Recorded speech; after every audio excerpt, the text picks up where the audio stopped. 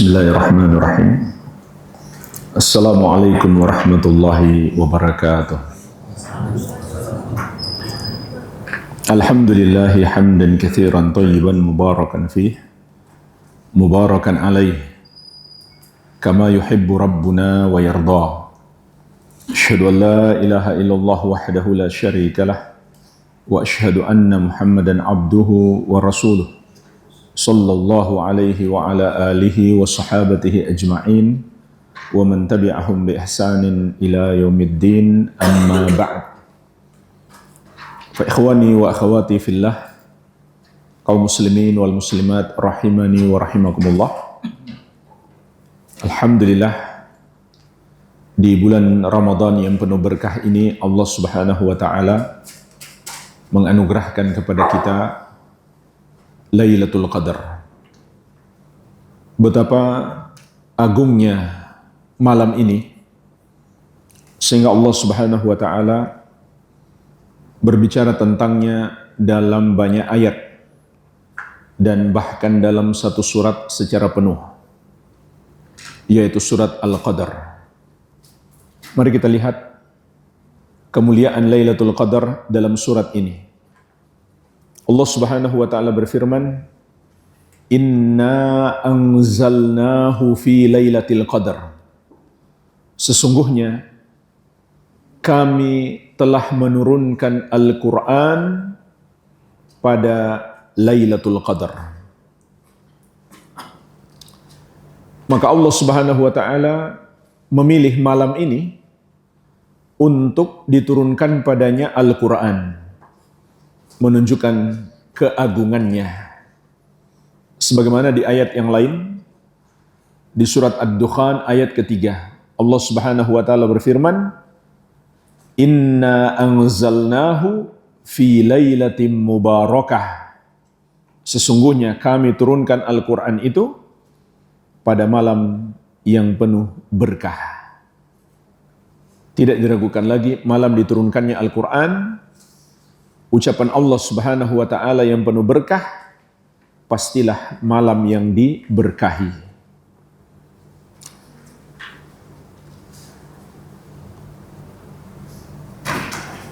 Wa ma adraka ma Lailatul Qadar. Dan tahukah kamu apa itu Lailatul Qadar? Ini kata para ulama ahli tafsir adalah susunan kalimat yang juga menunjukkan at-ta'zim, pengagungan. Allah Subhanahu wa taala mengagungkan Lailatul Qadar dengan kalimat ini. Wa ma adraka ma Lailatul Qadar. Menunjukkan itu adalah malam yang sangat agung, sehingga dinamakan Lailatul Qadar. Ada 3 sebab, kata para ulama, kenapa dinamakan Lailatul Qadar. Yang pertama, Al-Qadar di situ bermakna keagungan, kemuliaan. Sebagaimana makna ini ada dalam Al-Quran, Allah Subhanahu wa taala berfirman, "Wa ma qadarullaha haqqa qadri." Mereka, orang-orang musyrik, tidak mengagungkan Allah dengan sebenar-benar pengagungan. Maka Al-Qadar disebut dalam ayat ini, maknanya adalah pengagungan. Yang kedua disebut Al-Qadar, artinya sempit. Kenapa disebut sempit? Karena pada malam itu malaikat turun dalam jumlah yang sangat banyak, sehingga bumi menjadi sempit. Dan makna ini juga ada dalam Al-Quran. Wa amma idza mabtalahu rabbuhu wa amma idza mabtalahu faqadara alaihi rizqahu fayaqulu rabbi ahanan. Allah sebutkan di sini faqadara alaihi rizqahu. Allah mengqadar rezekinya, yaitu menyempitkan. Dan yang ketiga, disebut Al-Qadar karena malam itu ada penakdiran, yaitu takdir tahunan. Makna ini juga disebutkan dalam Al-Quran, inna kulla syai'in khalaqnahu biqadarin. Sesungguhnya segala sesuatu kami ciptakan dengan qadar, yaitu dengan takdir. Jadi ini 3 sebab penamaan Al-Qadar. Dan semuanya menunjukkan kemuliaan Lailatul Qadar. Dan yang paling agungnya pada Lailatul Qadar itu, kata Allah Subhanahu wa taala, Lailatul Qadri khairum min alfi syahr.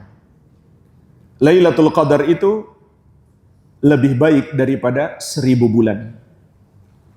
Imam Al-Mufassir As-Sa'di rahimahullah dalam tafsir beliau mengatakan, fal amalul ladzi yaqa'u fiha khairun minal amal fi alfi syahrin khaliyatin minha. Amalan yang dilakukan ketika Lailatul Qadar lebih baik daripada amalan selama 1000 bulan tanpa Lailatul Qadar. Jadi bayangkan saja jemaah sekalian, kalau ada seseorang beribadah 1000 bulan non-stop tanpa aktivitas lain selain ibadah. Kalau kita hidup selama itu, nggak mungkin kita bisa melakukannya.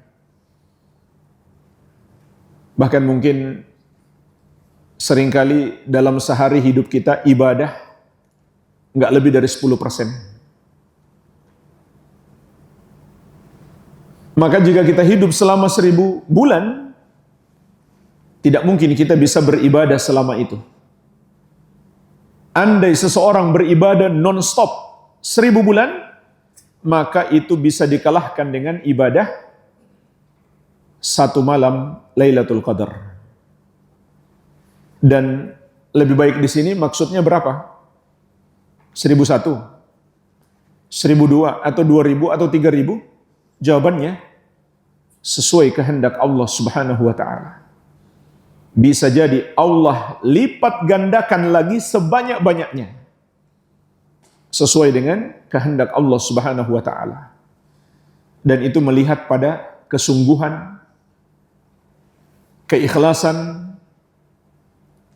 kualitas ittiba, dan kekhusyukan seorang hamba dalam beribadah. Maka ini anugerah yang sangat agung, tidak pantas kita sia-siakan. Tanazzalul malaikatu warruhu fiha biidzni rabbihim min kulli amr.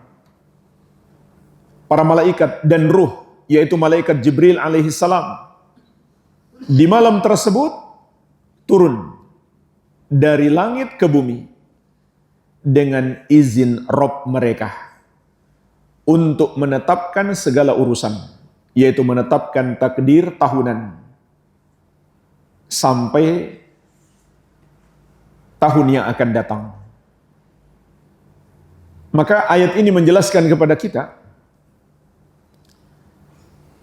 termasuk keutamaan Lailatul Qadar adalah banyaknya malaikat yang turun. Dalam hadis Abu Hurairah radhiyallahu anhu yang diriwayatkan Imam Ahmad, Rasulullah sallallahu alaihi wasallam menjelaskan kepada kita berapa banyak jumlah malaikat di malam itu. Beliau bersabda, "Innal malaikata tilkal lailah fil ardi aktsaru min adadil hasa." Sesungguhnya para malaikat di malam tersebut di bumi ini lebih banyak daripada jumlah kerikil. Bayangkan berapa jumlah kerikil di muka bumi ini. Mungkin satu gunung saja sudah ratusan triliun kerikilnya. Maka para malaikat jumlah mereka lebih banyak daripada jumlah kerikil yang ada di muka bumi ini. Makanya disebut Lailatul Qadar, malam yang sempit, karena banyaknya malaikat yang turun. Imam Ibnu Katsir rahimahullah dalam tafsir beliau mengatakan, yakthuru tanazzulul malaikati fi hadhihi lailah likathrati barakatiha. Banyaknya malaikat yang turun di malam tersebut karena keberkahannya yang melimpah. Wal malaikatu yatanazzalu ma'a tanazzulil barakati war rahmah. Dan para malaikat itu turun dengan turunnya berkah dan rahmat Allah Subhanahu wa taala. Para malaikat itu turun bersama dengan turunnya keberkahan dan rahmat dari Allah Subhanahu wa taala. Apa yang dilakukan para malaikat? Disebutkan di sini mereka menetapkan takdir tahunan. Setiap tahun Allah tugaskan para malaikat untuk menetapkan takdir tahunan setiap malam Al-Qadar. Sebagaimana kata Imam Qatadah rahimahullah, yuqda fiha ma yakunu fis sanah ila mithliha. Pada malam itu ditetapkan apa yang akan terjadi selama 1 tahun sampai tahun depan. Akan tetapi ini bukan pencatatan yang baru, karena segala sesuatunya sudah dicatat di Al-Lauhul Mahfuz. Bahkan catatan yang ada di tangan para malaikat tidak selengkap yang ada di Al-Lauhul Mahfuz. Sehingga doa bisa merubah takdir, amal-amal soleh bisa merubah takdir, maka yang berubah itu hanyalah yang ada di tangan para malaikat. Sedangkan yang ada di Al-Lauhul Mahfuz tidak pernah berubah. Sebagaimana Allah sebutkan di surat Ar-Ra'd ayat ke-39. Yamhullahu ma yasha wa yuthbit wa indahu ummul kitab. Allah Subhanahu wa taala menghapus catatan takdir yang Dia kehendaki dan menetapkan yang Dia kehendaki. Dan di sisinya ada catatan induk. Jadi ayat ini menjelaskan ada 2 jenis catatan. Yang pertama yang Allah hapuskan dan Allah tetapkan. Itulah takdir yang dapat berubah, yang ada di tangan malaikat catatannya. Itulah yang dibawa oleh malaikat pada Lailatul Qadar. Yang kedua, ummul kitab, catatan induk, yaitu Al-Lauhul Mahfuz. Maka di situ tidak pernah ada perubahan sejak Allah Subhanahu wa taala tetapkan. Sebagaimana sabda Nabi sallallahu alaihi wasallam, rufi'atil aqlam wa jaffatis suhuf. Pena-pena sudah diangkat dan lembaran-lembaran telah mengering. Artinya tidak ada perubahan terhadap takdir Allah Subhanahu wa taala. Karena jemaah sekalian, kalau ada perubahan itu sama saja berarti ada revisi. Dan itu tidak mungkin. Sebab Allah Subhanahu wa taala pencatatan takdirnya adalah pencatatan yang paling baik tentunya. Kalau seorang insinyur merencanakan pembangunan rumah, mungkin di tengah pembangunan ada revisi, ada kekurangan, atau dananya kurang, terpaksa direvisi pembangunannya yang seharusnya agak besar jadi lebih kecil. Kenapa ada revisi? Karena insinyur itu penuh dengan kekurangan. Sementara Allah Subhanahu wa taala yang maha berilmu, yang maha tahu, maka tidak butuh ada revisi-revisi terhadap takdir Allah Subhanahu wa taala. Jadi yang berubah itu hanyalah apa yang ada di catatan para malaikat. Itulah catatan takdir tahunan. Kemudian apalagi yang dilakukan para malaikat? Salamun hiya hatta matla'il fajr. Keselamatan di malam itu sampai terbit fajar. Maksud ayat ini, kata Imam Asy-Sya'bi rahimahullah, taslimul malaikati lailatul qadri ala ahlil masajid hatta yatlu al-fajr. Para malaikat mendoakan keselamatan di malam Lailatul Qadar untuk orang-orang yang beribadah sampai masuk waktu subuh. Sepanjang malam, malaikat yang jumlahnya begitu banyak tersebut mendoakan orang-orang yang beribadah di malam itu. Tentu ibadah yang benar. Ibadah yang benar seperti apa? Dengan memenuhi 2 syarat. Yang pertama dilakukan ikhlas, semata-mata untuk mengharapkan balasan dari Allah. Yang kedua sesuai petunjuk Nabi Muhammad sallallahu alaihi wa ala alihi wasallam. Maka orang yang beribadah dengan memenuhi 2 syarat tersebut didoakan keselamatan oleh para malaikat sepanjang malam sampai masuk waktu pagi. Inilah jemaah sekalian satu surat yang menjelaskan tentang keutamaan Lailatul Qadar. Maka tidak pantas kita bersantai, tidak berusaha mencari Lailatul Qadar. Tidak pantas pula kita hanya tidur saja. Rasulullah SAW memerintahkan kepada kita untuk mencari dan mengejar Lailatul Qadar. Dalam hadis yang diriwayatkan Al-Bukhari dan Muslim dari Ummul Mukminin Aisyah radhiyallahu anha, Rasulullah SAW bersabda, "Taharrau Lailatul Qadri fil ashril awakhir min Ramadan." Carilah Lailatul Qadar di 10 malam terakhir Ramadan. Imam An-Nawawi Asy-Syafi'i rahimahullah mengatakan, ay ihrisu ala talabiha wajtahidu fihi. Maksudnya adalah bersemangatlah engkau untuk mencari Lailatul Qadar dan bersungguh-sungguhlah dalam beribadah di waktu tersebut. Pertanyaannya jemaah sekalian, kapan Lailatul Qadar itu? Maka Nabi SAW telah memastikan Lailatul Qadar itu ada pada salah satu dari 10 malam terakhir Ramadan. Dan ulama Islam sepakat, tidak ada perbedaan pendapat. Lailatul Qadar akan terjadi setiap tahun. Jadi kalau ada yang berpendapat Lailatul Qadar itu hanya di masa Nabi SAW, maka dia pasti salah.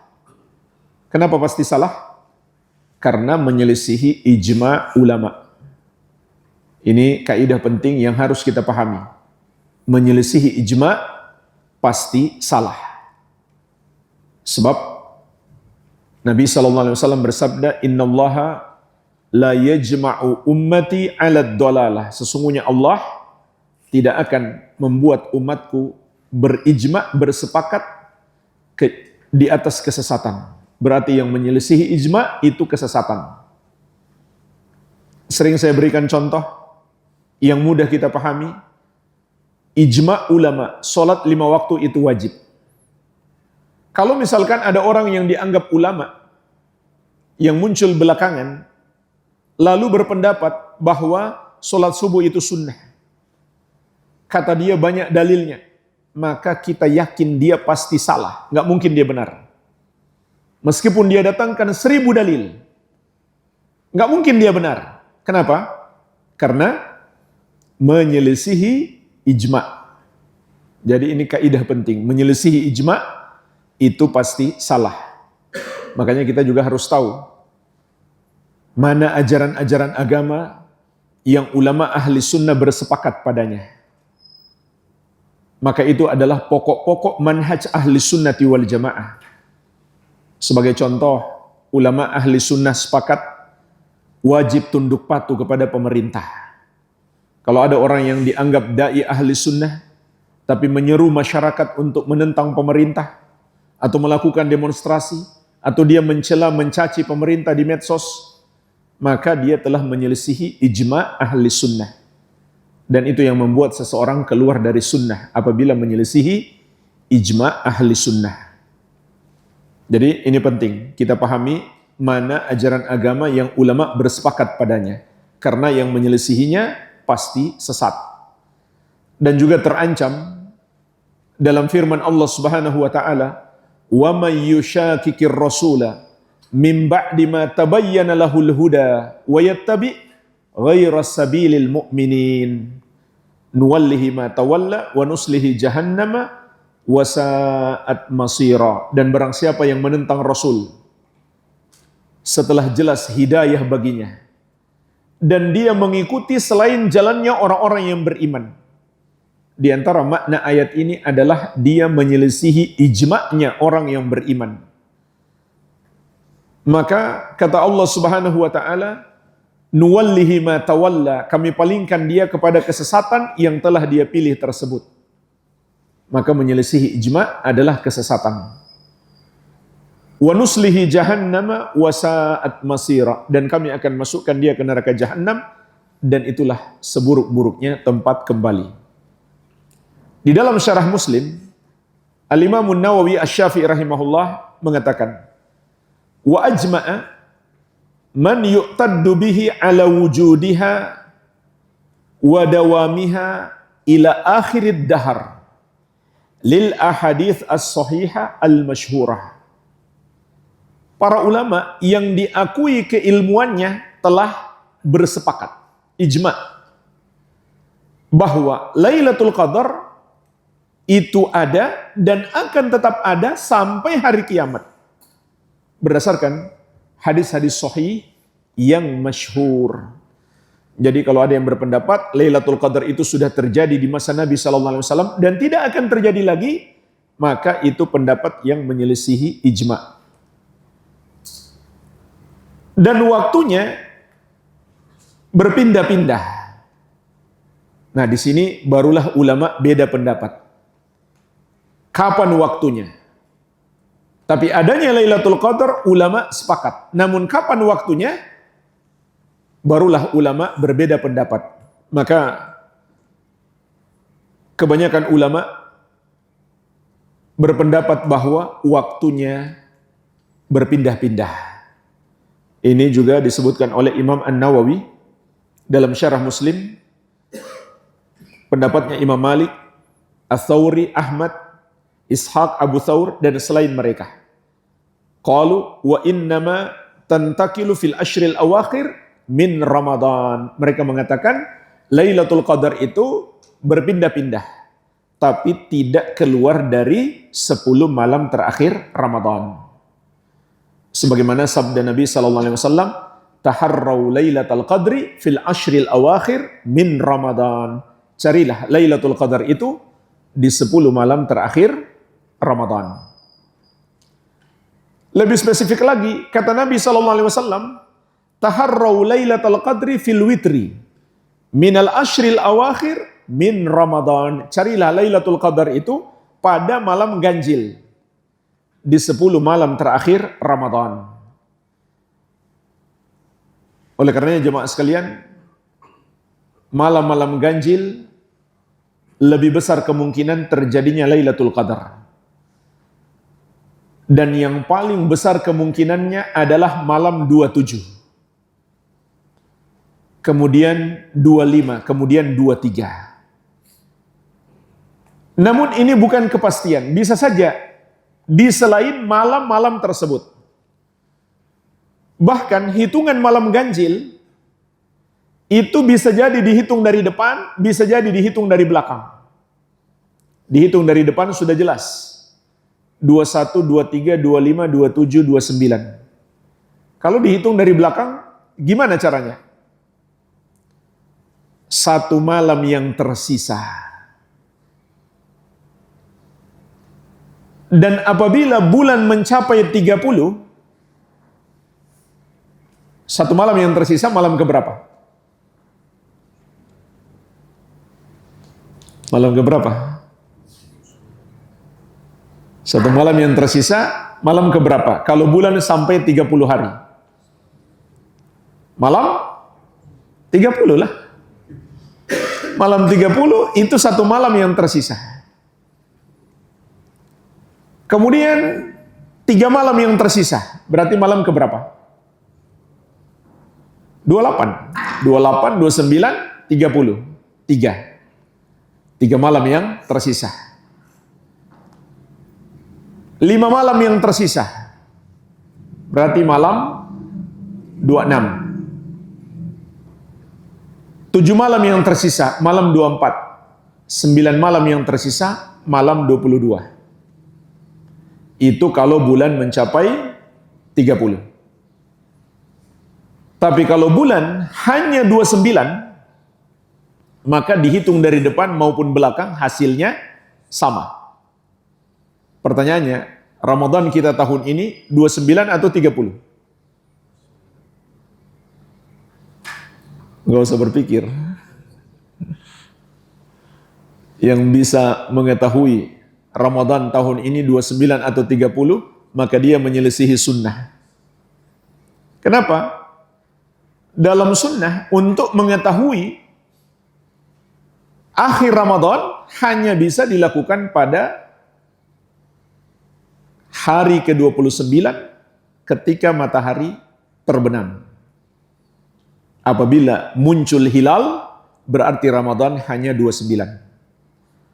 Kalau hilal tidak ada, berarti Ramadan 30. Itu cara yang sunnah. Yang bisa memprediksi jauh-jauh hari, maka dia menyelisihi sunnah berdasarkan ijma. Sebagaimana disebutkan oleh Syekhul Islam Ibn Taimiyah rahimahullah, orang yang menetapkan awal dan akhir Ramadan berdasarkan hisab, perkiraan, perhitungan, maka dia telah menyelisihi sunnah dan ijma para sahabat. Jadi kita nggak bisa tahu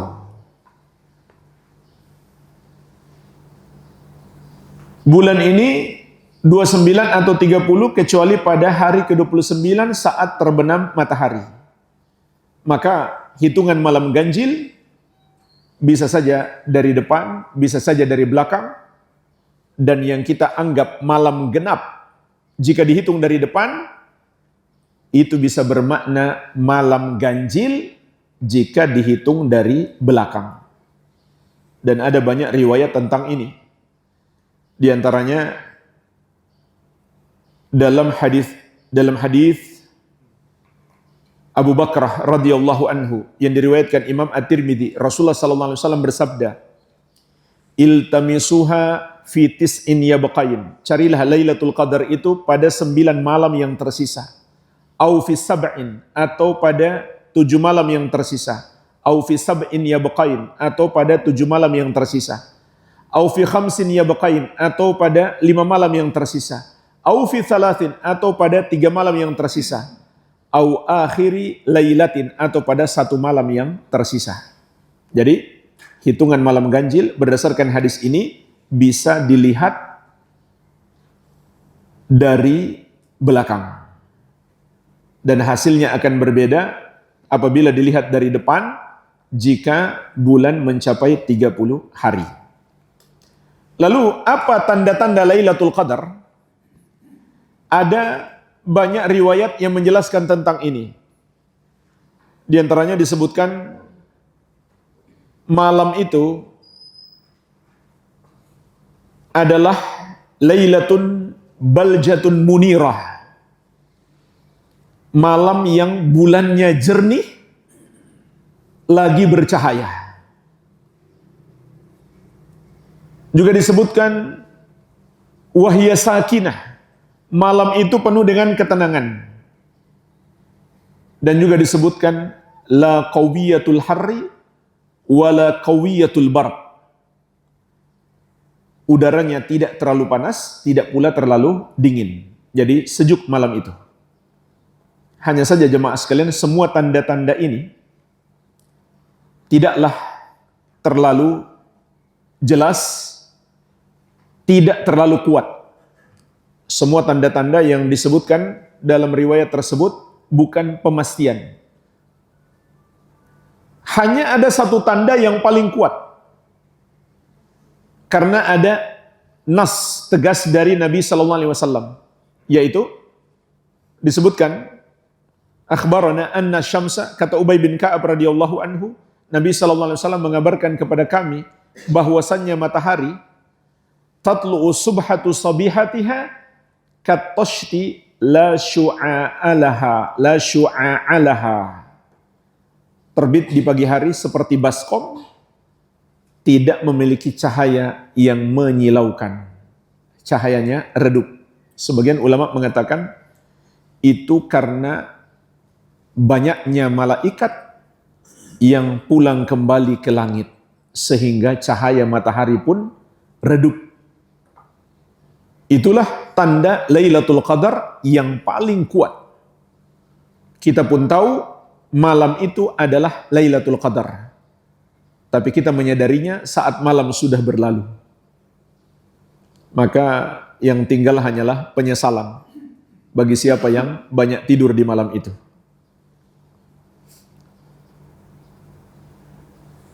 Oleh karenanya jemaah sekalian,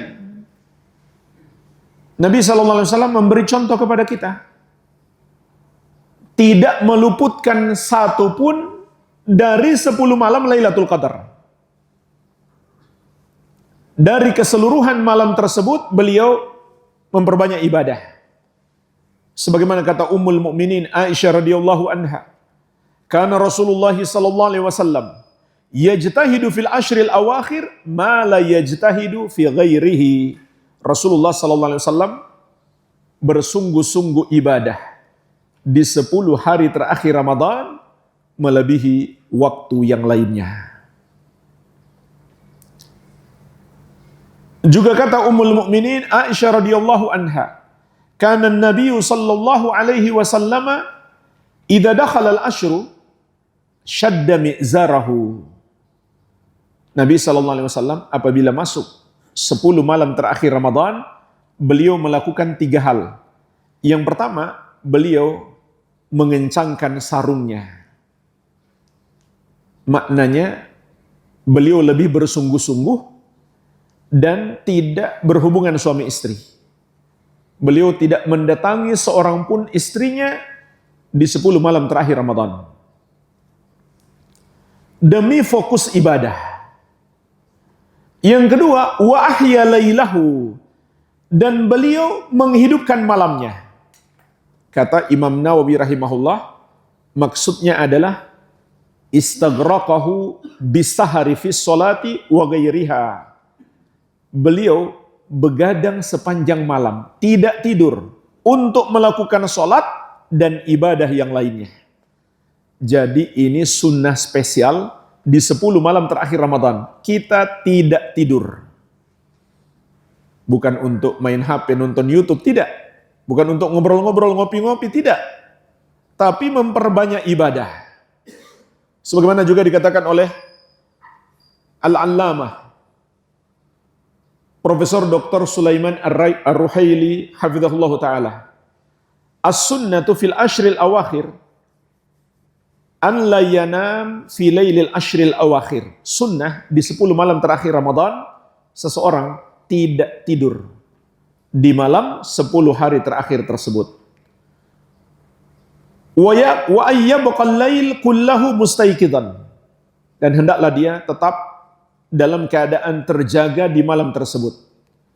Yaqra'ul Qur'an, untuk membaca Al-Qur'an, wa yadhkurullaha, dan berzikir kepada Allah, wa yusalli, dan melakukan salat. Karena Nabi sallallahu alaihi wasallam idza dakhala al-ashru ahya lailahu. Karena Nabi sallallahu alaihi wasallam apabila masuk 10 malam terakhir Ramadan menghidupkan malamnya. Yang ketiga yang beliau lakukan adalah wa ayqadha ahlahu. Beliau membangunkan keluarganya agar mereka juga ikut ibadah. Bahkan jemaah sekalian, agar lebih fokus ibadah, Nabi SAW melakukan iktikaf. Sebagaimana kata Ummul Mukminin Aisyah radhiyallahu anha, anna Nabiy sallallahu alaihi wasallam kana ya'takiful ashral awakhir min Ramadan hatta tawaffahullah thumma takafa azwajuhu min ba'di. Bahwasanya Nabi SAW melakukan iktikaf di 10 hari terakhir Ramadan sampai Allah mewafatkan beliau. Kemudian para istri beliau masih beriktikaf sepeninggal beliau. Maksud hadis ini, Nabi SAW tidak pernah meninggalkan iktikaf setiap tahun. Beliau selalu beriktikaf. Kalau seandainya beliau sakit, maka beliau akan mengqadha. Apakah mengqadhanya di bulan Syawal atau di bulan Ramadan di tahun yang akan datang, beliau iktikaf menjadi 20 hari. Menunjukkan ini bukan sekedar sunnah. Ini adalah sunnah muakkadah. Sunnah yang sangat ditekankan. Imam Ibn Rajab rahimahullah menjelaskan apa itu iktikaf. Fama'nal i'tikaf wa haqiqatuhu qat'ul ala'ik 'anil khalaik lil ittisal bi khidmatil khaliq. Makna i'tikaf dan hakikatnya adalah memutuskan semua interaksi dengan makhluk. Memutuskan semua hubungan dengan dunia demi beribadah secara totalitas kepada Allah Sang Pencipta. Full di masjid. Kapan kita masuk ke masjid? Menjelang malam 21. Kita sudah bersiap di masjid. Sampai kapan? Sampai pemerintah mengumumkan sudah masuk 1 Syawal. Baru kita keluar. Jadi full 10 hari terakhir Ramadan kita tinggal di masjid. Putuskan semua aktivitas duniawi. Ini sunnah yang sangat agung selalu dikerjakan Nabi SAW di setiap 10 hari terakhir Ramadan. Dan pada dasarnya memutuskan hubungan dengan dunia sama sekali tercela di dalam syariat.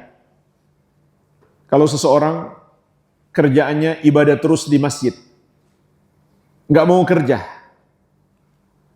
maka itu tercela. Kecuali ada udzur syar'i. Termasuk udzur syar'i yang sangat agung adalah menuntut ilmu agama. Sebagaimana dilakukan para sahabat dahulu. Ada sahabat-sahabat yang fokus menuntut ilmu, sedikit pun mereka tidak beraktivitas duniawi. Di antaranya sahabat yang mulia Abu Hurairah radhiyallahu anhu.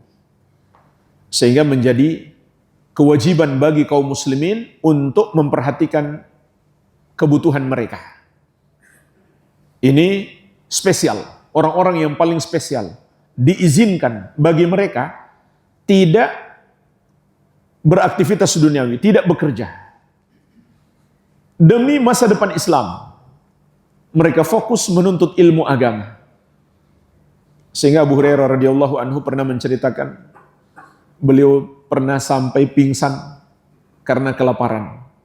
Pernah pula batu yang panas diikatkan di perut beliau untuk menekan rasa lapar. Karena beliau sama sekali tidak mencari dunia. Sehingga beliau makan apa saja yang diberikan oleh Rasulullah SAW maupun para sahabat yang lainnya. Dan hebatnya beliau tidak pernah meminta-minta. Itu akhlak para sahabat Nabi SAW, tidak pernah meminta-minta karena memang sudah menjadi kewajiban kaum muslimin untuk memperhatikan orang-orang yang spesial ini. Namun secara umum, kalau seseorang tidak mau lagi beraktivitas dunia, hanya beribadah di masjid, itu tidak terpuji, apalagi kalau dia kepala keluarga. Maka itu tercelah. Kecuali di 10 hari terakhir Ramadan. Itu pengecualian yang lain, selain penuntut ilmu tadi. Pengecualian, di 10 hari terakhir Ramadan, kita benar-benar putus dengan dunia. Tidak beraktivitas dunia. Jangankan dengan dunia. Dengan istri saja Nabi SAW putus sementara. Tidak berhubungan suami istri. Bukan berarti nggak boleh ngobrol, boleh saja. Sebagaimana Nabi SAW ketika iktikaf didatangi, dikunjungi oleh Ummul Mukminin Safiyah radhiyallahu anha. Beliau berbincang sebentar dan karena sudah kemalaman maka beliau pergi mengantar Ummul Mukminin Safiyah radhiyallahu anha sampai ke rumahnya. Cuma gitu aja.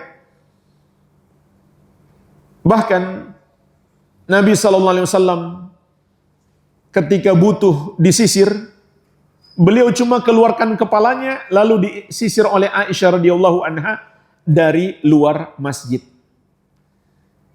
Jadi beliau benar-benar berusaha berdiam diri di masjid, tidak keluar kecuali bersifat kebutuhan manusia atau hajat darurat. Ini sunnah Nabi SAW yang sangat agung di 10 hari terakhir Ramadan. Dan sunnah yang paling agung di malam-malam 10 hari terakhir Ramadan adalah memperlama sholat malam. Mayoritas ulama berpendapat seluruh ibadah kita tingkatkan. Tapi yang paling hendaklah kita tingkatkan adalah sholat malam. Jadi jangan sama saja sholat tarawih kita. Antara malam 1 sampai 20 dan malam 21 sampai akhir. Harus malam 21 sampai akhir ditingkatkan. Ini petunjuk Nabi SAW dan para sahabat. Ditingkatkan sholat malam kita.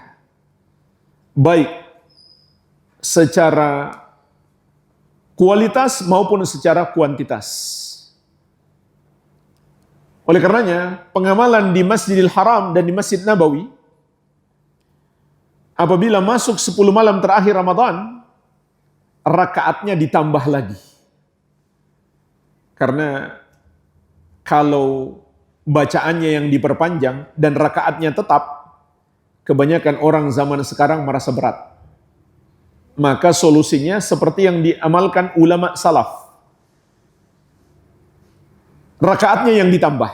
Jadi kita punya dua pilihan untuk memperpanjang sholat tarawih. Pilihan yang pertama seperti yang dilakukan Nabi SAW dan para sahabat di masa hidup beliau. Itu yang terbaik. Sholatnya tetap 11, tapi bacaannya yang diperpanjang. Terutama di malam ganjil. Sampai kata An-Nu'man bin Bashir radhiyallahu anhuma, pada malam 23 kami sholat bersama Nabi SAW dari awal malam sampai sepertiga malam yang pertama. Kemudian malam 25 kami sholat dari awal malam sampai pertengahan malam. Kemudian malam 27 kami sholat dari awal malam sampai akhir malam, sampai kami khawatir nggak sempat makan sahur.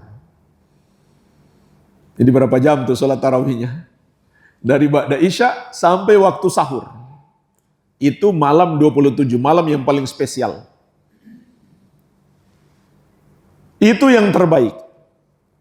Tapi sepeninggal Nabi SAW, ketika para sahabat dan tabi'in merasa berat, maka mereka bacaannya lebih pendek, tapi rakaatnya yang diperbanyak.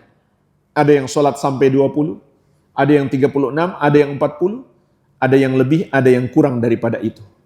Dan telah dinukil oleh Syekhul Islam Ibn Taimiyah, begitu pula Imam Ibn Daqiqil Id, rahimahumullahu ta'ala, bahwa tidak ada batasan rakaat sholat malam. Sehingga tidak masalah kita lakukan lebih daripada itu. Ini yang diamalkan di Masjidil Haram dan Masjid Nabawi hari ini. Yaitu rakaatnya ditambah. Dibuat 2 sesi. Sesi pertama ba'da isya. Langsung sesi yang kedua dari pertengahan malam sampai mendekati waktu sahur. Yang penting mau berapa sesi pun witirnya tetap 1 kali. Sebab Nabi SAW mengatakan, la witrani fi lailatin, tidak boleh ada 2 witir dalam 1 malam.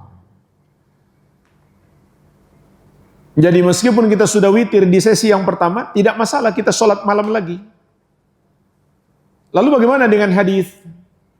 Ij'alu min akhiri sholatikum bil laili witran. Jadikan sholat terakhir kalian di waktu malam adalah witir. Maka hadis ini tidak bermakna wajib, melainkan sunnah. Itu yang afdol, witir terakhir. Tapi tidak bermakna kita nggak boleh sholat lagi setelah witir. Boleh. Kalau sudah witir, nggak boleh witir lagi. Atau ada solusi kalau kita pingin witir di akhir. Ketika imam witir di awal malam, kita jangan ikut salam. Kita tambah 1 rakaat, baru kita salam. Sehingga kita belum witir. Nanti kita witir di akhir malam. Tapi jangan tinggalkan imam sebelum imam selesai witir. Karena Nabi SAW bersabda, innahu man qama ma'al imam hatta yansarifa kutiba lahu qiyamu lailatin. Barang siapa sholat tarawih bersama imam sampai imam selesai, akan ditulis baginya sholat semalam penuh. Pernah ada yang bertanya, Ustadz, kalau sudah ditulis sholat semalam penuh, ngapain lagi sholat sesi 2, sesi 3? Maka jawabannya, nggak mau tambahan pahala. Tambahan pahala kan lebih bagus. Kalau dihitung jadi 2 malam penuh, malah lebih bagus kan? Jadi, justru dianjurkan. Di 10 malam terakhir Ramadan, sholat tarawih lebih ditingkatkan. Dan Nabi SAW bersabda, وَمَنْ قَامَ لَيْلَةَ الْقَدْرِ إِيمَانًا وَاحْتِسَابًا غُفِرَ لَهُ مَا تَقَدَّمَ مِنْ ذَنْبِهِ. Barang siapa melakukan sholat tarawih di malam Lailatul Qadar karena iman dan mengharapkan pahala, akan diampuni dosa-dosanya yang telah lalu. Dan ketika Ummul Mukminin Aisyah radhiyallahu anha bertanya, doa apakah yang beliau baca apabila malam Lailatul Qadar, maka Nabi SAW mengajarkan, hendaklah kamu baca, Allahumma innaka afuwun tuhibbul afwa fa'fu anni. Ya Allah, sesungguhnya Engkau yang maha pemaaf, serta Engkau mencintai pemaafan, maka maafkanlah aku. Inilah yang hendak kita kejar di malam Lailatul Qadar. Bukan sekedar pahala yang melimpah, tapi pemaafan dan ampunan Allah Subhanahu wa taala atas dosa-dosa kita. Semoga Allah Tabaraka wa taala menerima semua amal ibadah kita di bulan Ramadan yang penuh berkah ini dan merahmati serta mengampuni semua dosa-dosa kita. Walhamdulillah, kita cukupkan dulu. Mungkin tanya jawabnya lain kali karena sudah haus.